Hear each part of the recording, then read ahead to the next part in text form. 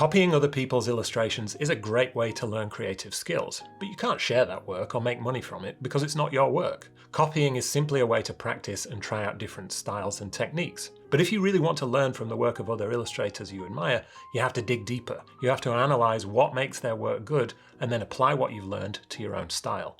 And this video is going to teach you how to do that. I'm James, an illustration agent from the UK and the author of The Illustrator's Guide, what some people are calling the best career guide for illustrators they have ever read. Thanks, Mum. I'm going to keep this video short and sweet so you can reference it whenever you need to without listening to me waffling on too much. I've also put a link to a downloadable PDF worksheet in the description if you want to work through it in a more practical, hands-on way. What we're doing is looking at illustrations or illustrators we admire, breaking down the work into its component parts so you have a checklist of things you can try out with your own work. The first is colour. What colours does the artist use? Do they stick to a certain colour palette for most of their work, or do they work in all kinds of different colours? Why do you think an illustrator would build their portfolio with a limited colour palette? What are they trying to communicate by restricting themselves like that? If you're looking at one particular illustration, why has the artist chosen this specific palette for this specific subject? What colours are they using in the palette? Are they pastel colours, primary or secondary colours, neon colours, monotone or minimal colours with one feature colour? What colour combinations does the artist use? Are they complementary colours? Or are they analogous colours from the same part of the colour wheel? Does the artist use flat colours or gradients? Or are the colours blended, like you might find in watercolour, for example? Are the colours very bold, or are they desaturated? What are the benefits of each of these choices?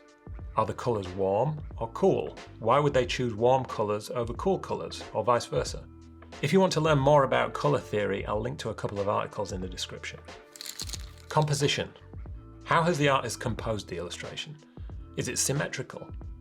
Does it use the rule of thirds, where the image is split into 9 parts and the key elements are placed along those lines or where they cross over? Is it close up, or is it zoomed out? How is perspective used? Is it a bird's eye view or isometric? Does it apply the golden ratio? Or how about different kinds of triangular compositions? Is it minimal or maximal? Shapes. How are the elements constructed? Are they geometric or more free-flowing? Is the illustrator's style recognizable from the shapes they use? Is it neat or loose? Was this illustration created with meticulous patience and detail, or more expressively? How long do you think it took to make? Was it drawn with precision or sketched?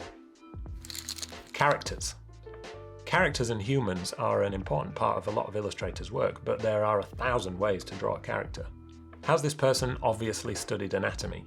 Do the characters have realistic proportions, or not? Who will these characters connect with?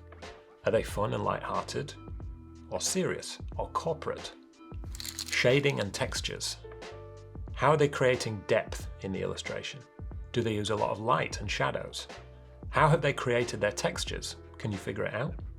Can you see brush strokes or other textures that are a side effect of the medium the artist used? Mood.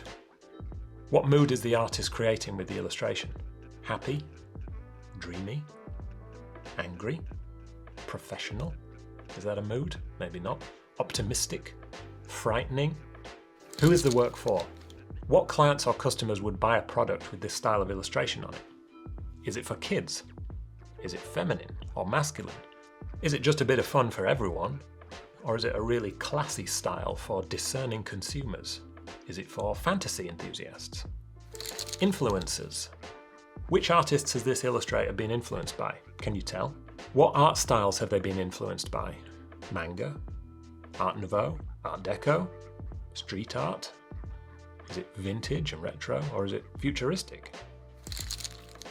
There are plenty more questions we can ask about another illustrator's work if we want to learn from it. If you do ask yourself some of these questions when you're looking at another illustrator's work, you begin to learn how they think and how they create their work.